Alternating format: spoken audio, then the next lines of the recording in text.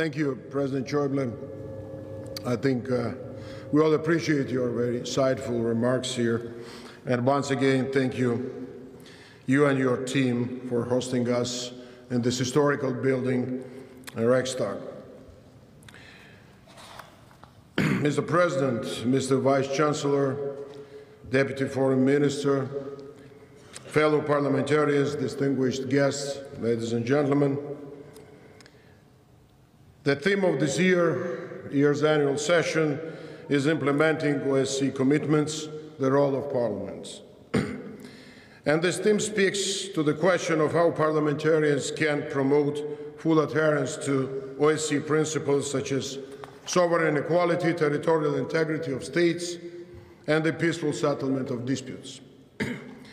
As members of parliament, what we can do to promote respect for the inviolability of frontiers and human rights, and the fulfillment in good faith of obligations under international law. These principles, found in the Helsinki Final Act and other OSCE documents, are some of the most important international commitments that exist. But we must admit that this state of implementation is not where it should be.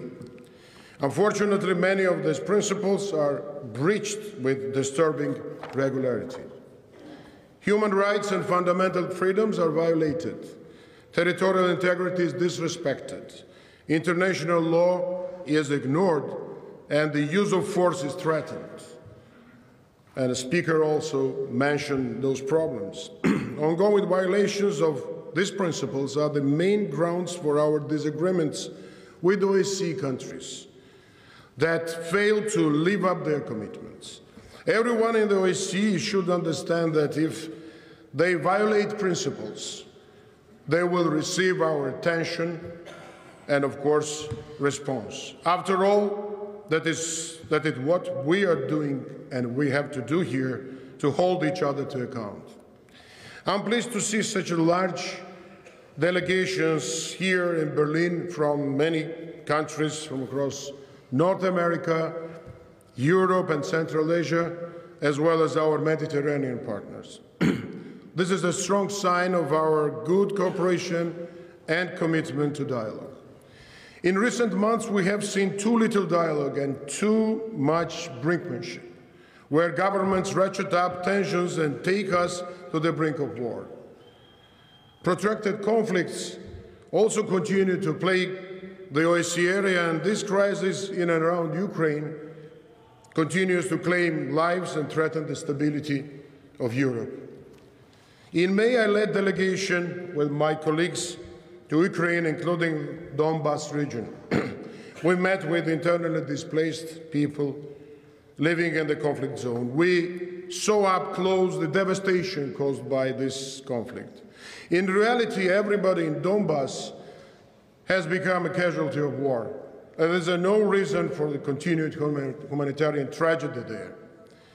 We will debate this issue, of course, once again here in Berlin, and I hope for strong and constructive dialogue that will contribute in a real way to resolving this crisis in accordance with international law and respect for Ukraine's territorial integrity.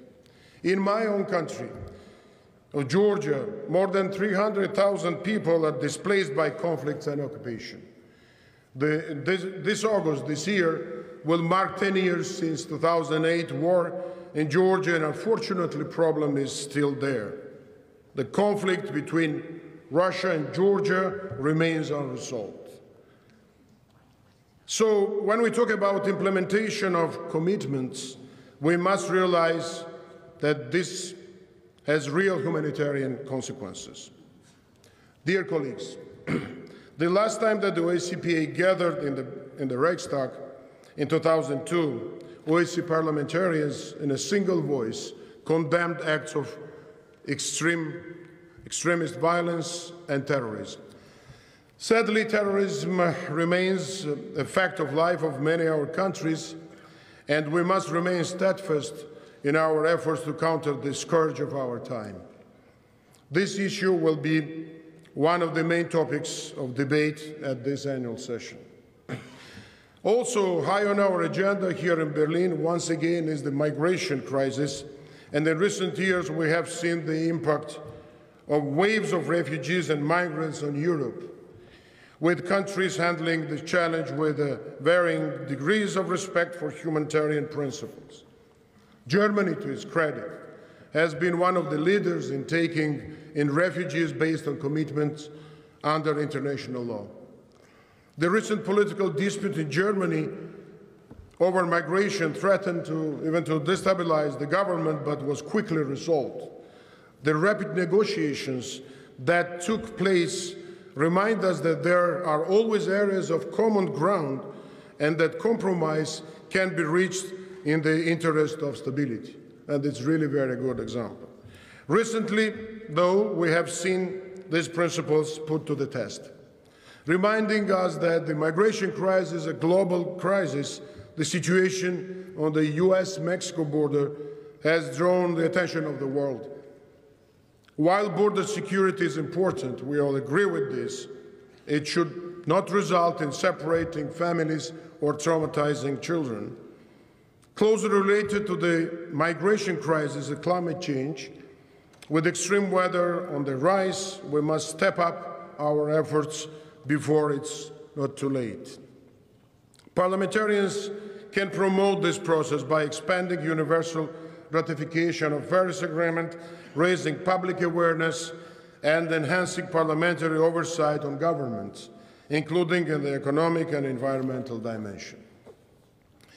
Dear colleagues, in times when democratic principles are challenged, we must focus on building the resilience of democratic states and promote the consolidation of the rule of law. This is a message I have repeated with leaders from the Western Balkans, where we must redouble efforts to implement reforms, modernize judicial systems, and fight corruption, and when and where the OSCE must continue to provide expertise and help. This also means expanding opportunities for women in public life, including promoting their participation in conflict prevention and resolution. And I'm very much pleased that several of OSCE recent election observation missions have been led by women. By the way, complex, sensitive, not easy process. These missions have been politically challenging, but we have produced strong and balanced assessments which have once again demonstrated the credibility of this organization. To continue building the OSCE's credibility, it's necessary to develop better tools and take concrete steps to enhance the organization's effectiveness and efficiency. In this regard, I strongly support OSCE Secretary General's agenda of making the OSCE fit for purpose. And these are also worthwhile reform ideas that we in the Parliamentary Assembly exploring within the Parliamentary in our circles to make our work more effective. I also welcome the good cooperation we have had with the Italian chairmanship, with whom we have developed strong synergy which reinforces our impact, and we're looking forward to work closely also with Guglielmo Pichi. Fellow parliamentarians, last month I traveled to Moldova to welcome achievements in the Transnistrian settlement process. Chisinau and Tiraspol are in fact setting a very positive example for the rest of the OSCE area. The local ownership and political courage that have led to real advances in the settlement demonstrate that dialogue and persistence are the way forward. While we have seen encouraging steps on the regional level, we need to see stronger political will on a much larger scale throughout the OSCE area. If we hope to resolve the challenges of our time and finally implement the commitments that our governments agreed for 4 decades ago in the Helsinki Final Act. As members of parliament, you and I have substantial influence on decision makers in our governments. As representatives of the people, we are in a powerful and unique position to help build political will. This is what we must keep in mind as we discuss how to better implement OSCE commitments. As the former German Chancellor Helmut Kohl once said, where there is no will, no rules or laws can help. My dear friends, meeting here in Berlin reminds us both of Europe's darkest days and its brightest hopes.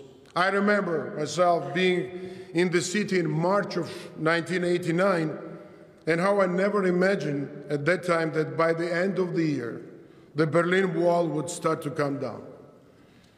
None of us will ever forget the feeling when we had in late 1999, when crowds of East Germans started climbing onto the wall and were joined by West Germans on the other side in one of the great celebrations of human history.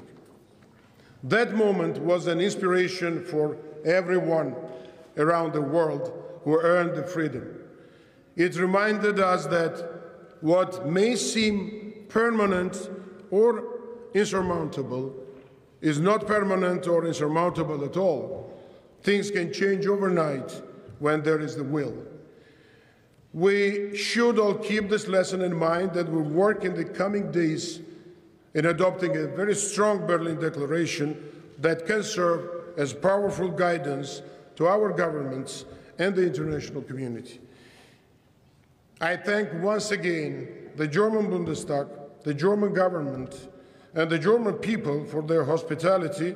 Of course, once again, our colleagues here in this parliament, led by Doris Barnett, and the people on the right side or left side, the people who did a great job to organize this event.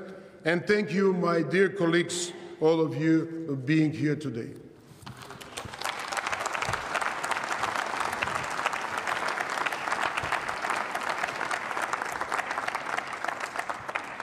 Thank you very much. And now I'd like to invite Mr. Olaf Scholz, the Vice Chancellor, Federal Minister of Finance of Germany, to deliver his address. Please, the floor is yours, sir.